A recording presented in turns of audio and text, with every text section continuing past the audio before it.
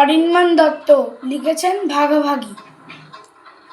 কোন ফলটা মুসলিমে খায়, কোন ফল খায় হিন্দুতে? তেষ্টা পেলে তফাৎ খোঁজো, পানি বা জল বিন্দুতে। পেটের জ্বালা সমান সবার, সমান শীতে কাতরানো। হঠাৎ আলো নিভলে সবার আধার হাতড়ানো। পাশাপাশি ঘুমোই তবু ফারাক রাখি যখন জেগে।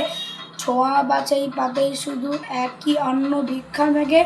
একই পথে কারখানা যায় ঘুড়ি চাকায় একই সাথে। একই চাষে ধরি লাঙ্গল তবু আল দুটি মাঠে।